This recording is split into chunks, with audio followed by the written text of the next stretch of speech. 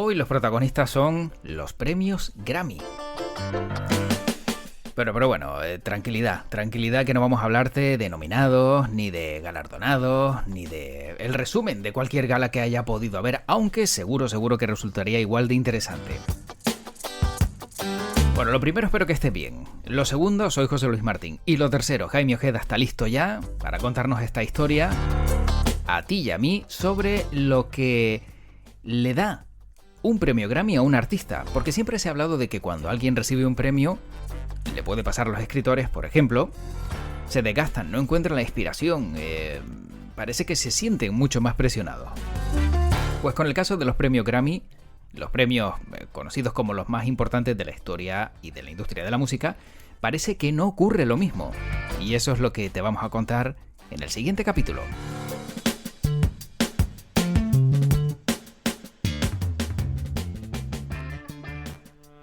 Y seguro que alguien que se llevaría un Grammy sería Jaime Ojeda por creación y originalidad. Jaime, ¿qué tal? ¿Cómo estás? Hola José Luis, ¿qué tal? Pues muy bien, pero yo no sé, yo creo que no me daría un Grammy, pero bueno, oye, si alguna vez me nominen, pues bienvenido, ¿eh? Yo me voy a la ceremonia y me codeo allí con los artistas y después lo cuento todo aquí en World Media, así que yo sin problema Sí, ninguno. aunque no te lo den, ¿no? Mientras te nominen y puedas Aunque ir no- y puedas estar con ellos, un sí, ratito te pasa. sí, sí, sí, la verdad que yo ya con estar nominado, ya vamos, eso ya es un gran premio. Ya te vale, ya te vale. Bueno, porque hoy vamos a hablar de los Grammy, ¿no, Jaime? Pero claro, vamos a hablar de otro aspecto, ¿no? No vamos a hacer un recorrido de la última gala ni de la Ajá. futura, sino vamos a hablar de otro aspecto diferente. Pues sí, José Luis, la verdad que los Grammy, bueno, pues suelen ser conocidos como los Oscars de la música, ¿no? Y la verdad que yo creo que todos los años pues tenemos cumplida información desde Norteamérica de quiénes son los ganadores. Pues, por ejemplo, en esta última edición, que además fueron los primeros Grammys que se entregaron en Las Vegas, pues fueron Silk Sonic, el grupo de Bruno Mars y Jon Batiste los que lograron el éxito. Pero nosotros venimos a hablar de otra vertiente que nos ha sorprendido de los Ujú. premios Grammy y es el titular que leí, la verdad que me gustó muchísimo, me llamó la atención, y es que el premio Grammy hace libres a sus ganadores. Mm. Y yo pensé, digo, bueno, esto es un titular que seguramente quiera atraer mi lectura, un clickbait, y bueno, pero como es música, son los Grammy y siempre ando buscando historias, oye, pues lo pincho y me encuentro con un estudio que demuestra que los premios de la industria del disco, de los Grammy, en muchas ocasiones desinhibe a sus autores y con el respaldo de haber obtenido un Grammy, los invita a hacer, digamos, composiciones y discos más arriesgados.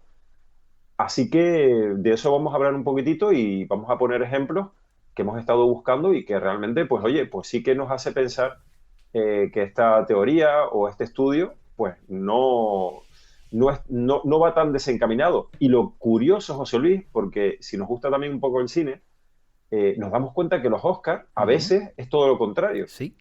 Es decir, artistas que logran el Oscar luego tienen un declive en su carrera.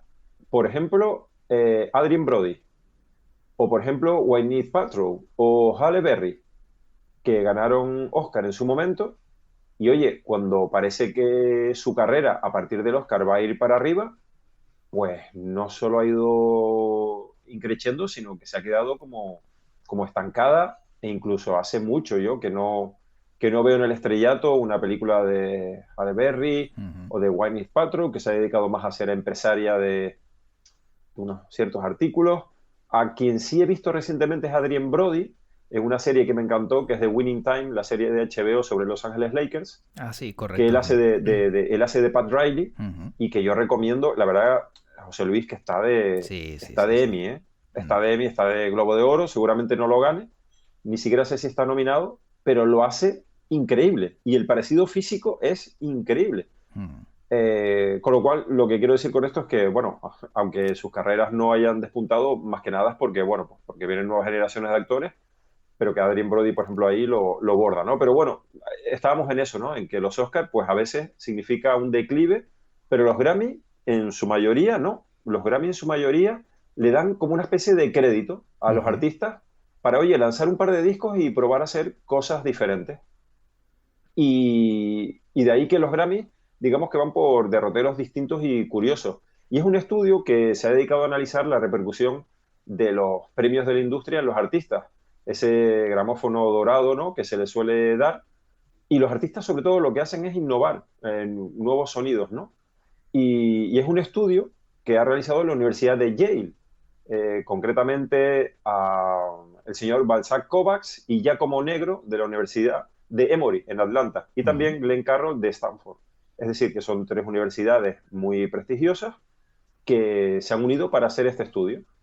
Y vamos, ellos han estado analizando diferentes ganadores de premios Grammy y cómo eran sus siguientes discos. Y sobre todo, también cuando hablaron con estos artistas, le comentaban que qué efecto había tenido en ellos el ganar los Grammy. Y estos artistas le dijeron que era el tener un crédito para lanzarse a experimentar sin miedo al fracaso. Era como la frase que decían los artistas, ¿no? Que le decían los artistas. Y la verdad es que es realmente curioso porque también, José Luis, estos investigadores vieron que hay un efecto en los que no ganan el Grammy. Y es que tienden a ser discos más conservadores, ¿no? Buscando estilos que se asemejen a otros ya testados y, digamos, más conservadores. Así que es curioso, ¿eh? Porque el Ujú. que lo gana, digamos que tira para adelante y busca nuevos caminos, y el que pierde, pues se refugia un poquitito y no arriesga tanto.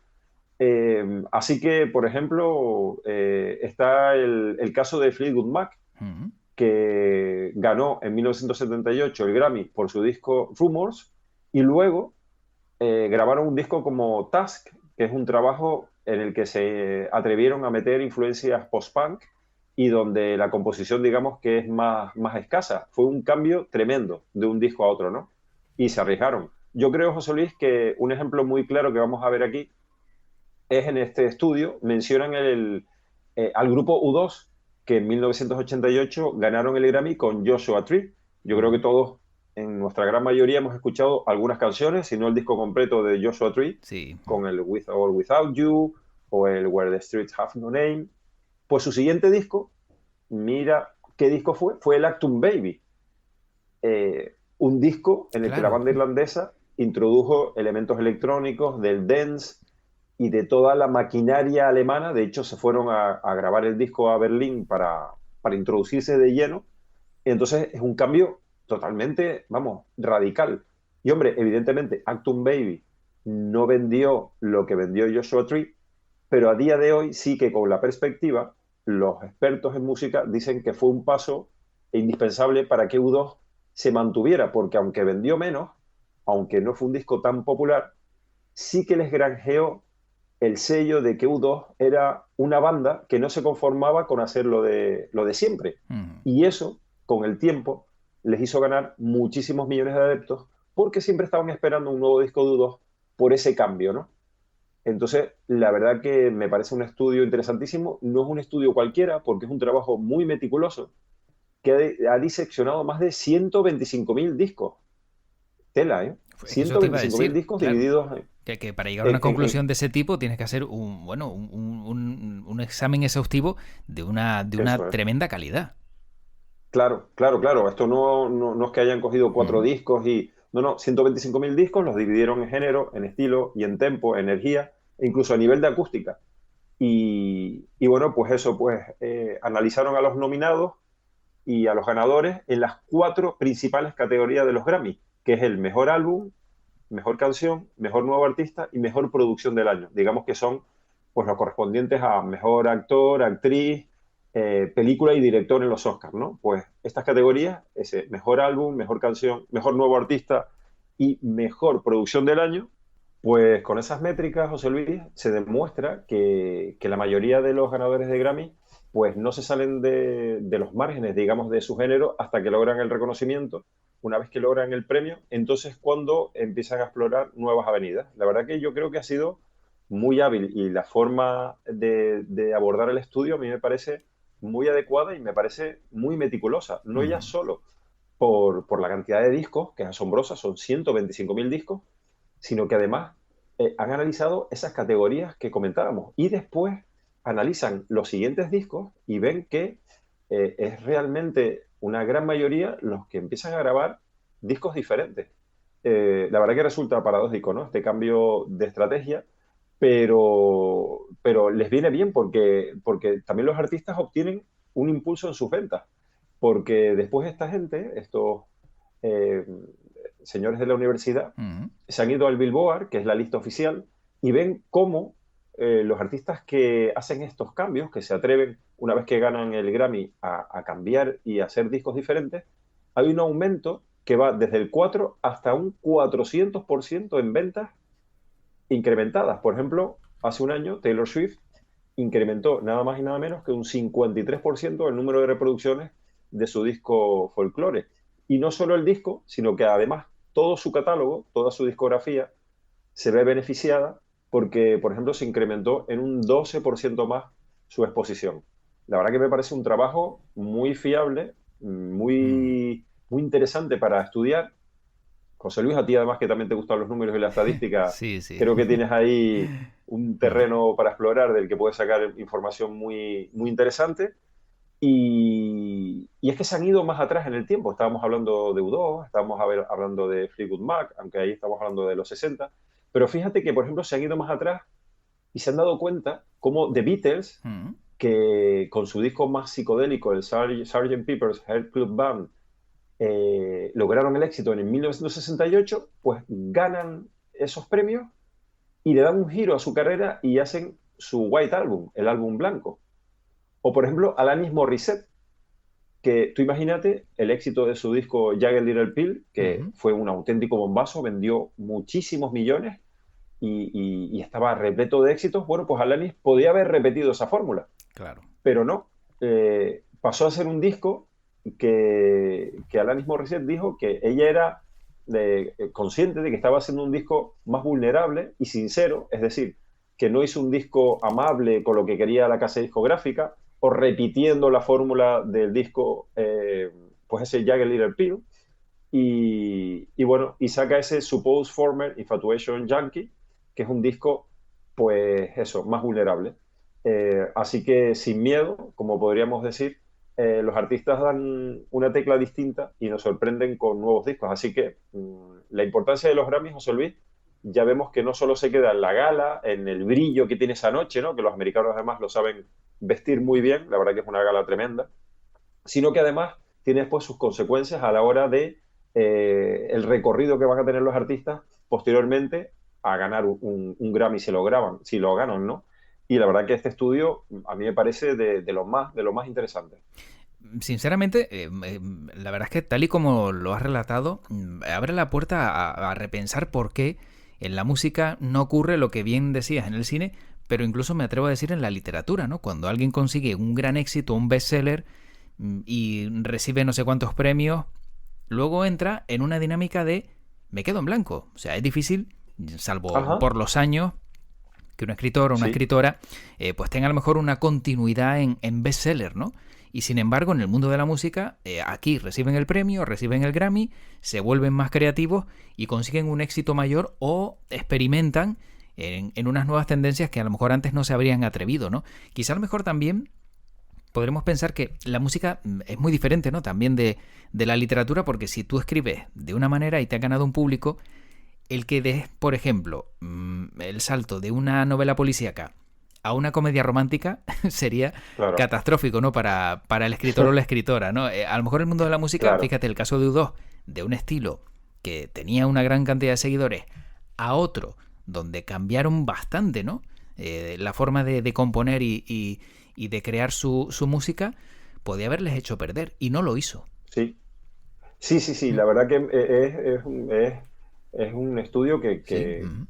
que la verdad que nos arroja muchísima luz y que tiene todo el sentido. Yo en este estudio eh, quisiera investigarlo más porque me viene, José Luis, a la memoria también otro artista como Madonna, Sí. que Ujú. también en su momento dio el salto a la música electrónica, además lo hizo de una forma muy acertada, con discos muy buenos, eh, y que suponían también una ruptura, ¿no? Con todo lo que había hecho. Supongo que también a los artistas el cuerpo se lo pide, ¿no, José Luis? Porque Sí. supongo que también los artistas se cansarán de repetir una y otra vez la misma fórmula y de obtener éxito con eso, porque al final, digamos que se te hace la vida monótona, ¿no? Eh, todos sabemos que después los artistas, gracias a los discos, salen de gira.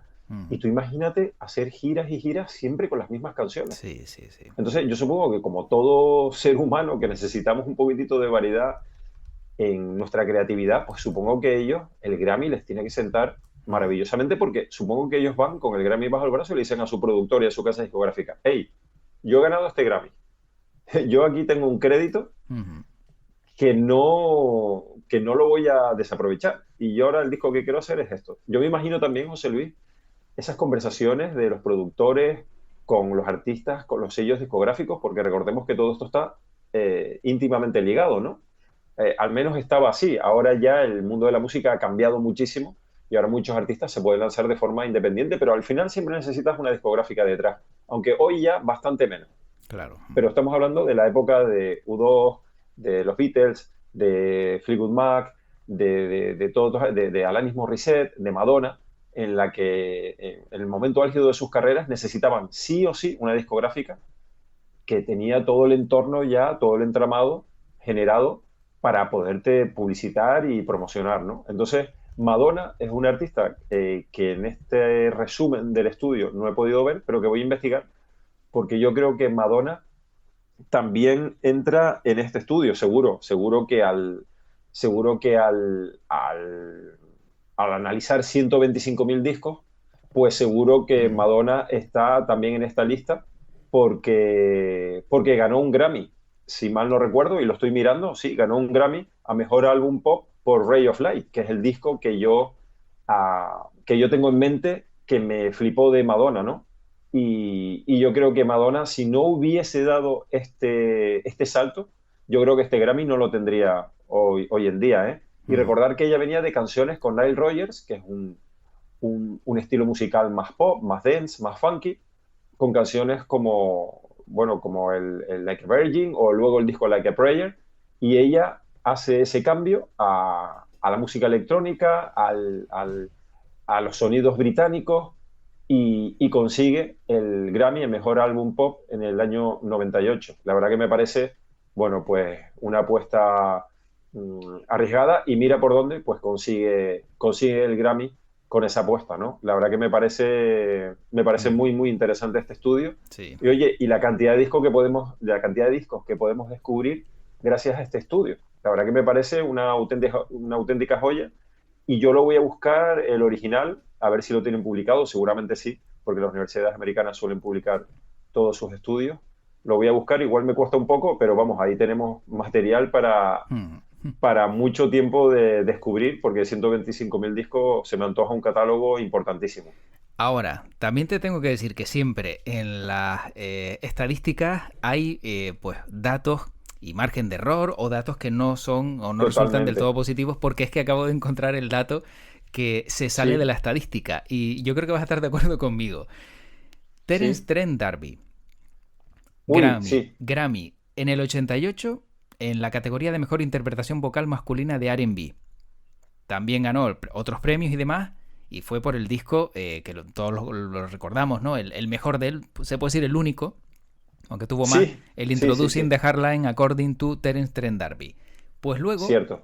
en el 89, sacó el disco A Soundtrack of Love, Faith, Hope and Destruction, el Neither Fish Nor Flesh, que fue el Sí, batacazo máximo. cierto, cierto. Experimental, cósmico, maneras místicas y se dio un golpe el hombre que no levantó cabeza desde aquel éxito. Del primer disco que fíjate le valió el Grammy en el 88 y en el 89. Ojo, que se sintió libre, que esa parte del estudio, si es real, Sí, se sintió libre para buscar una creatividad diferente, pero no tuvo el éxito que ajá, esperaba.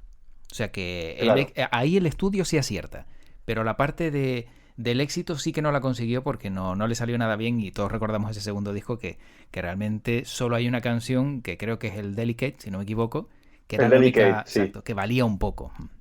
sí, sí. José, en este caso sí que me gustaría apuntar Sí, que Terence Trent D'Arby en ese disco que realiza después de ganar el Grammy, él tiene también un cambio a nivel personal sí, enorme, sí, sí. enorme. A él le pasa una serie de cosas en su vida y entonces claro, él en ese disco, él se niega a hacer promoción, no quiere hacer tour, no quiere hacer giras, Ujú. tiene que grabar a regañadientes videoclips. Él tiene ahí un Eh, tema personal que le impide, ¿no? Que le impide que mm. que ese disco, tal y como decíamos, triunfe porque, oye, por mucho cambio radical que hagas, necesitas también una promoción. Son las reglas Claro. del juego, ¿no? Sí, sí, él mismo Y, también se y empujó al precipicio un poco.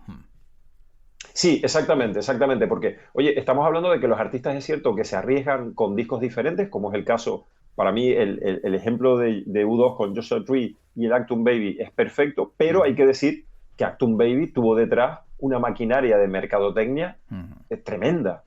O sea, una promoción en TV no dejaba de poner los vídeos de ese disco.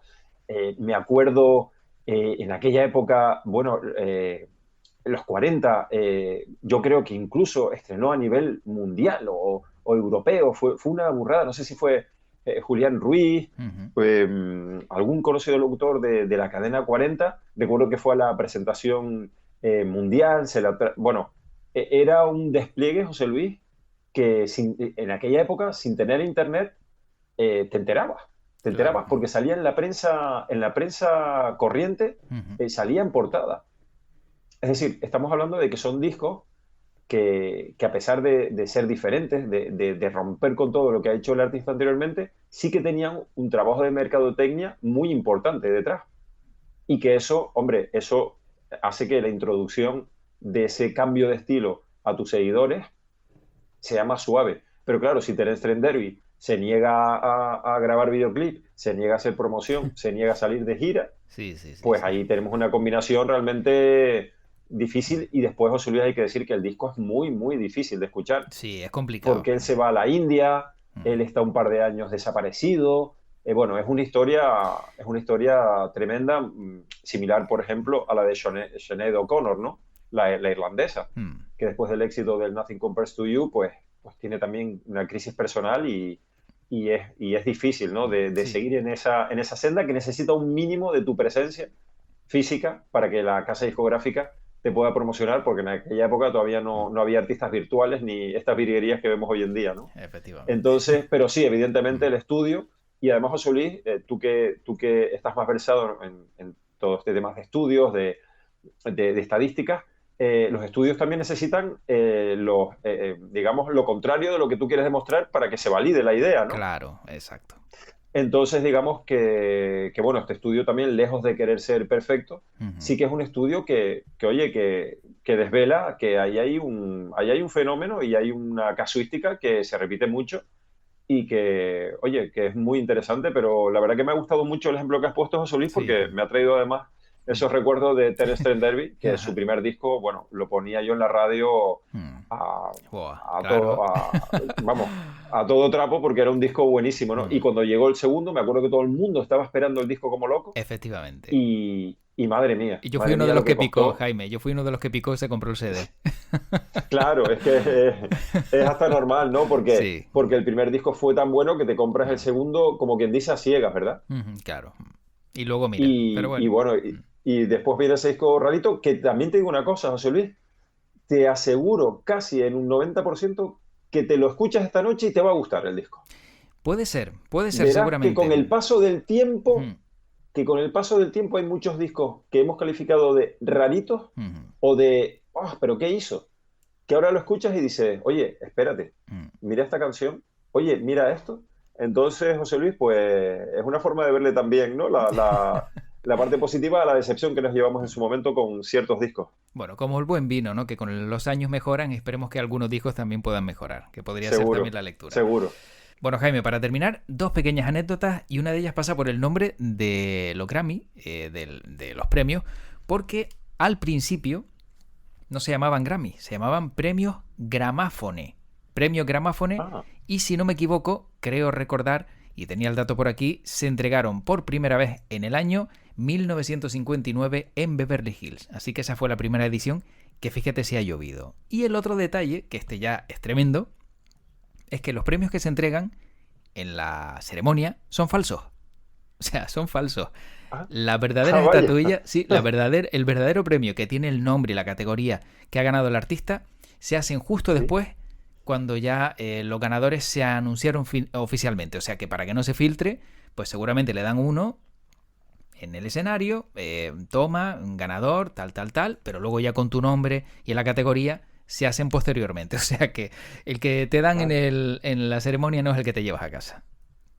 Vaya, qué curioso. Yo la Sí. verdad que siempre me he preguntado eso, ¿no? Porque digo, oye, pero después ese galardón físico, ¿no? Uh-huh. Porque después tú te ves que el artista tiene que ir a sacarse fotos, a hacer la comunicación con la prensa, y muchas veces ves que se lo da a alguien que está por Sí. ahí al lado, que supones que es su secretario o es su productor, pero claro, ese productor también tiene cosas que hacer y digo, madre mía, aquí se tienen que perder muchos galardones físicos, ¿no? Uh-huh. Pero claro, ahora me explico, claro, con Uh-huh. buen criterio, Claro. dan uno de pega, por decirlo de Uh-huh. alguna forma, y después ya te dan el oficial, que supongo que te lo mandarán a tu casa, Uh-huh. bueno, pues, o te lo darán en una ceremonia, o bueno, te lo llevan los delegados de la Academia de la Música y ya lo guardas como es debido, y supongo que además tendrán otro valor, tendrán otra composición, pues no sé si ya bañados en oro, bueno, pues todo eso, ¿no? Sí, sí, sí. Y la verdad que es muy curioso, ¿eh? Es muy curioso. La verdad que es algo que no conocía y que siempre me había preguntado. Uh-huh. Así que, mira, me voy de este podcast sabiendo una cosita más que siempre había tenido yo la duda. Efectivamente. Jaime, pues como siempre, qué buen rato hemos pasado y qué buenos ratos pasaremos en el futuro con más capítulos que estoy seguro de que van a seguir gustando a todos los que nos escuchan, que son muchos y que disfrutan, por lo menos yo disfruto muchísimo y estoy seguro de que tú también, con estas charlas musicales aquí en World Media.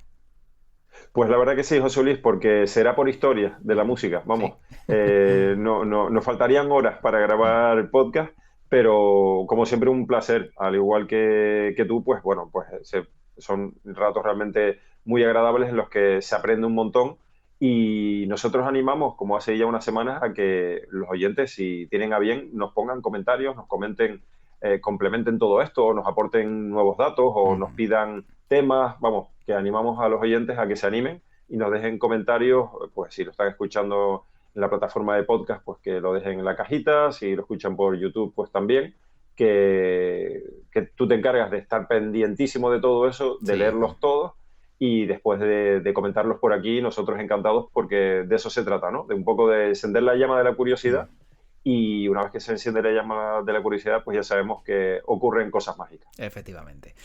Jaime, pues como siempre, disfruta de la música y nos encontramos en el siguiente capítulo. Cuídate mucho. Así será, cuídense mucho, un abrazo. Hasta luego. Chao.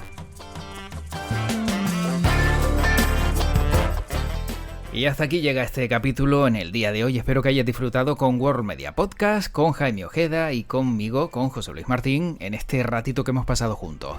Esa es la idea, poder disfrutar de un buen rato, que puedas desconectar y escuchar historias entretenidas, sobre todo que te hagan salirte del día a día y de esa rutina, a veces tan destructiva, que nos pone pues lo que nos ha tocado vivir, ¿no? Esta sociedad que nos ha tocado vivir y que nos obliga a veces a no parar ni siquiera 20 minutitos para desconectar, como puedes hacer con este podcast de World Media. Como siempre, te recuerdo que si quieres más podcasts los encuentras en worldmedia.es y que nosotros nos encontramos en el siguiente capítulo, así que cuídate mucho y como siempre te digo, que tu podcast te acompañe. Hasta la próxima.